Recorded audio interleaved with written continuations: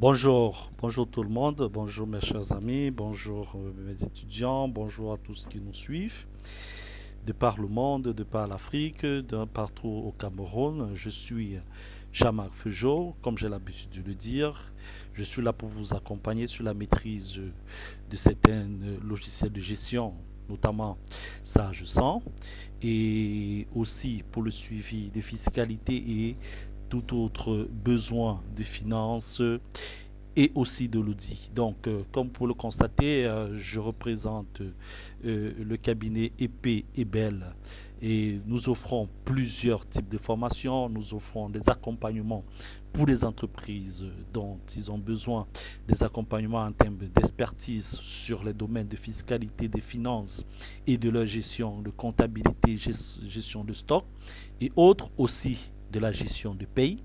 Nous sommes très indiqués pour les accompagner, leur donner des conseils, pour leur donner le nécessaire pour qu'ils aient les meilleurs outils et qu'ils soient le mieux accompagnés pour pouvoir monter facilement certains documents afin de faciliter leur travail au quotidien. Nous sommes basés à Yaoundé, comme vous pouvez le constater, je l'ai toujours dit, je le redis, nous sommes à Yaoundé au Cameroun. Et pour nous contacter, c'est très simple, vous tapez le plus 237 694 27 61 33. 694 27 61 33. Nous sommes en ligne, que ce soit par appel, quelle que soit l'heure, par message ou par WhatsApp. Vous pouvez nous contacter, nous poser des problèmes, nous solliciter pour des suivis, des formations, toute autre forme de choses dont vous aurez entièrement besoin. Nous sommes là pour vous. Aujourd'hui, nous allons en quelque sorte reprendre certains tutoriels, notamment sur la gestion de paye. Il est vrai que nous avions déjà effectué certains tutoriels, nous allons les reprendre pour pouvoir édifier de plus en plus tout ce qui nous suit sur certains outils d'utilisation de ce package de paye et RH. Donc aujourd'hui, nous allons tout simplement maîtriser l'installation. C'est vrai que beaucoup maîtrisent déjà, connaissent déjà comment installer le logiciel. Maintenant, nous allons parler de l'installation d'un fichier, c'est-à-dire comment créer un fichier de paye de société en utilisant Sage Paye Génération i7. Comment le rendre tout simplement, comment le créer dans le cas où on veut pour la toute première fois créer un fichier de société. Voilà, le processus, il est très simple. D'accord? Il faut identifier le logiciel. Je vais l'identifier. Je tape tout simplement Sage à la barre de démarrage. Donc, là, voilà Sage Paye i7, version 8, version 7.6. Beaucoup ont cette version. Pour ceux qui ont besoin de ce logiciel, n'hésitez pas de nous contacter. Nous allons tout faire pour vous mettre à disposition de ce logiciel à un coût très appréciable. Donc voilà, j'ai lancé tout simplement l'ouverture du logiciel. Il va s'ouvrir d'un moment à l'autre. Nous allons patienter son ouverture. Voilà, ça prend quelques minutes. Ok, il est en train de s'ouvrir, comme vous pouvez le voir, il est ouvert. Donc, je tape le mot de passe, tout simplement, et j'accède directement au logiciel. Voilà, je suis présentement dans le logiciel Sage Paye et RH. Paye et RH, pourquoi? Parce qu'effectivement, c'est un logiciel qui traite aussi, en plus de la paye, de certains modules de RH, notamment les modules tels que la formation, les modules tels que la carrière, les modules tels que la gestion de temps, qui sont des modules purement de ressources, de gestion de ressources humaines.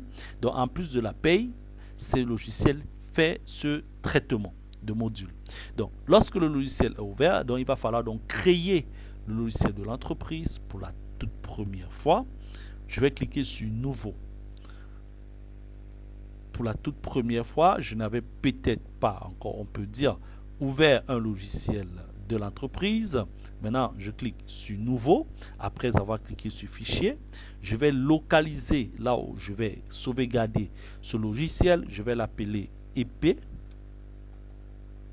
EP et Bell. J'attribue le nom de logiciel au nom du cabinet et je clique sur enregistrer. Tout simplement.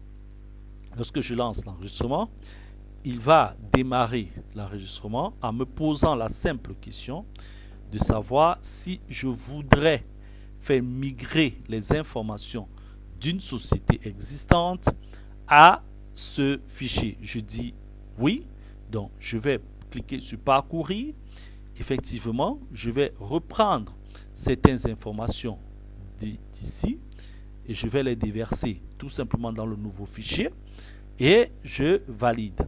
Ça, c'est au cas où vous voulez que certaines informations, notamment les données comme des rubriques, certaines constantes, certains éléments comme l'organisation, soient directement répertoriés dans votre nouveau fichier pour que vous n'ayez plus à les créer.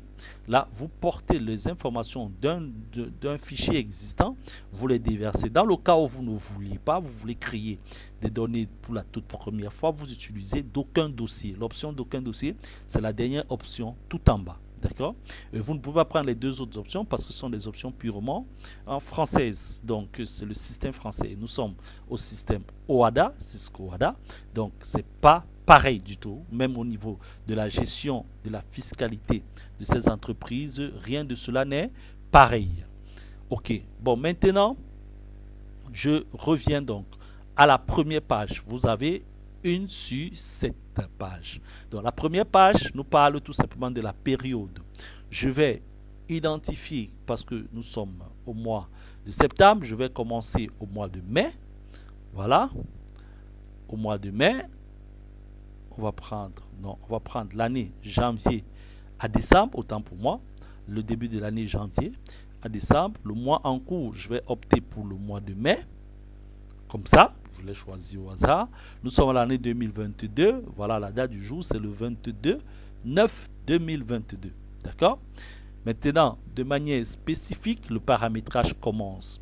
La régularisation doit-il se faire systématiquement? Je dis oui, je l'avoue, je l'accepte. Et maintenant, le plafond, c'est 500 000, d'accord? Le reste, sans changement. Je clique ici sur suppression des salariés non présents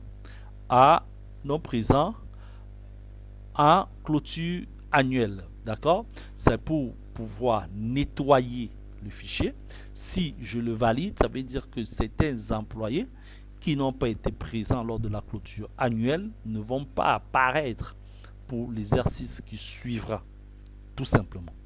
Donc, mais si ce n'est pas ce que je voudrais, dès le départ, je dois décliquer là. Voilà, je vous conseille de décliquer là. La clôture journalière doit être unique et c'est bon. La gestion des historiques doit être après confirmation. Ça ne doit pas être automatique. Évitez que ça soit automatique. Il faudrait qu'on vous envoie le message de confirmation pour faire la gestion des historiques. Ensuite, je vais à suivant pour passer à la page 2. Voilà. La page 2 nous donne le nombre maximum de rubriques composants. Vous laissez à 50. Vraiment, c'est très bien dit et c'est très bien fait.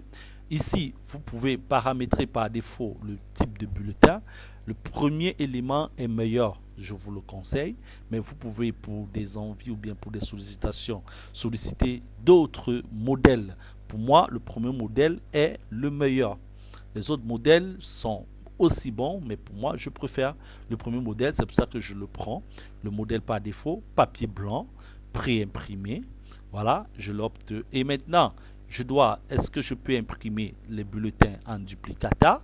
Si je suis d'accord, ça veut dire que les bulletins imprimés viendront toujours en double. Alors, je le valide.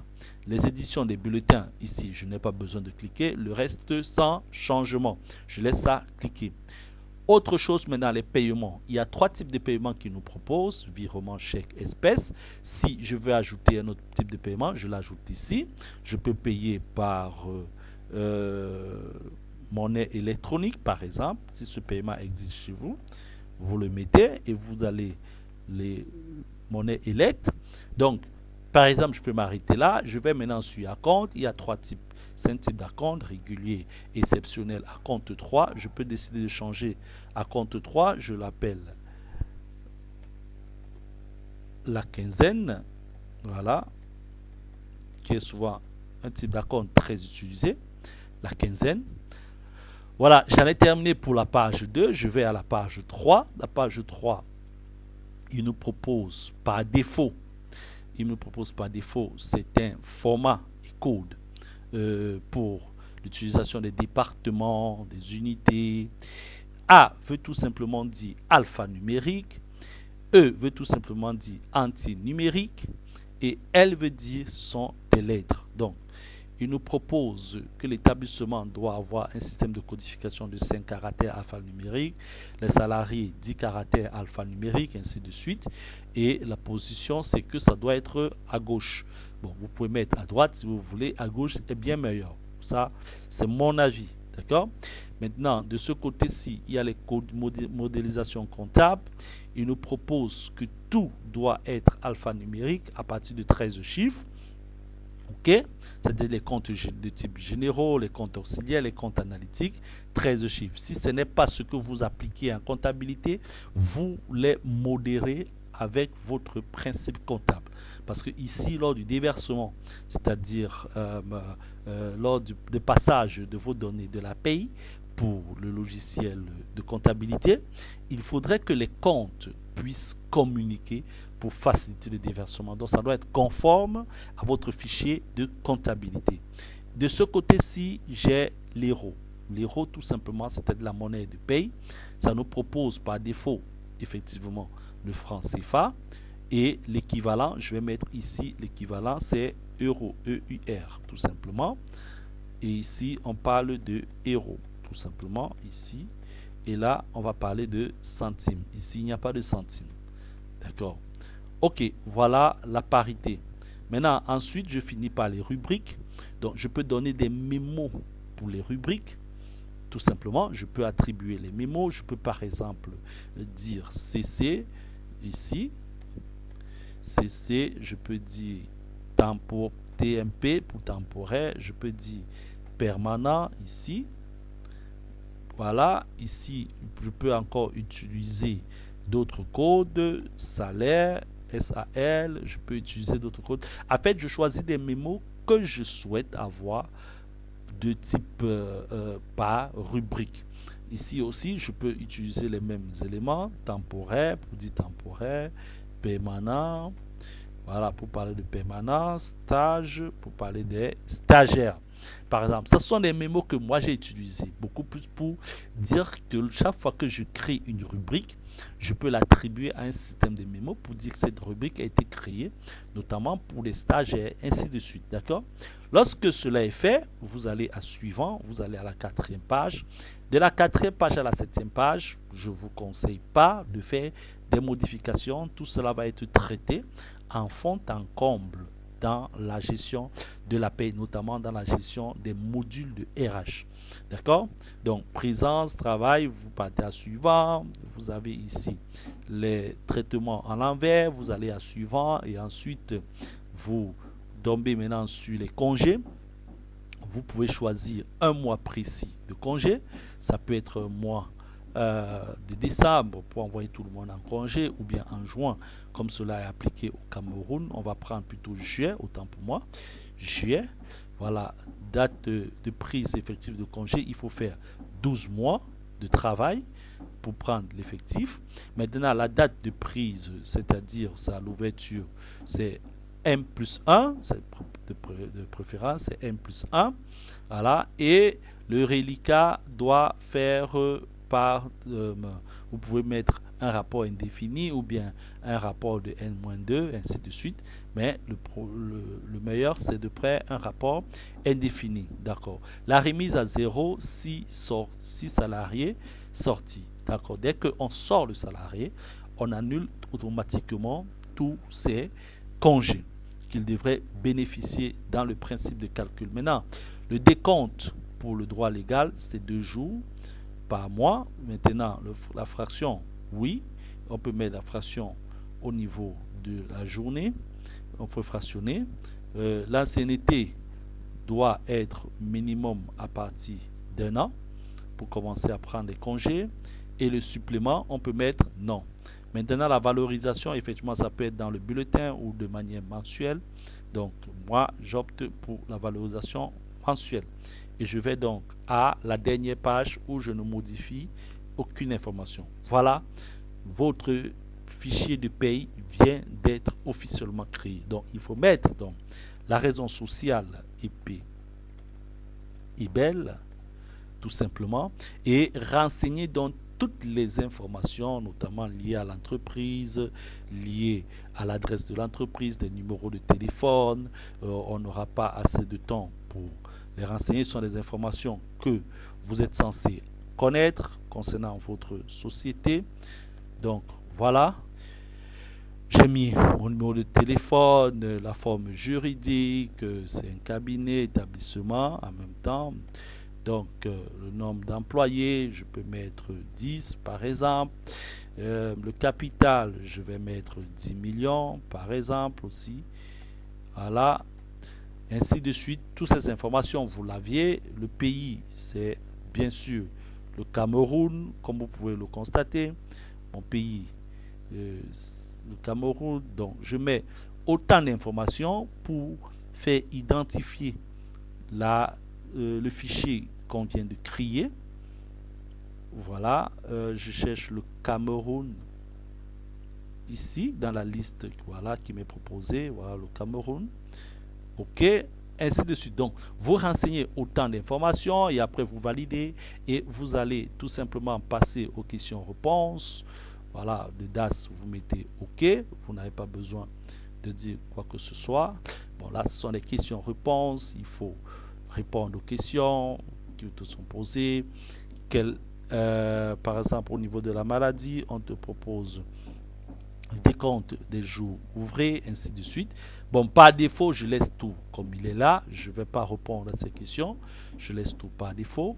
Je valide, je valide, je valide et je mets terminé. Ce sont des informations que je pourrais venir modifier à chaque moment dont j'aurai besoin. Pour vous, à la maison, si vous avez vraiment besoin de plus d'informations, n'hésitez pas à nous contacter. Voilà la société qui vient d'être créée. Pour certaines questions, vous avez le droit de répondre parce que vous êtes censé maîtriser plus ou moins la structure à laquelle vous travaillez et vous devez pouvoir donner des réponses qui correspondent aux principes de calcul automatique qui vont permettre et faciliter la gestion de votre système de paye et de vos salariés. Voilà, c'était tout pour aujourd'hui. Nous avions bel et bien créé la société. Elle est bel et bien créée, comme vous voulez voir. C'est écrit Sage Paye et RH. Donc, la société, c'est EP et Belle. Nous avons donc créé le fichier. Vous pouvez donc commencer donc à enregistrer tout simplement les noms des salariés, ce qui fait l'objet d'un autre notre tutoriel. Nous allons donc nous arrêter là. Comme je vous ai dit, n'hésitez pas, n'hésitez jamais de nous contacter en cas de besoin. Passez une excellente journée, bien de choses à vous et à très bientôt. Merci.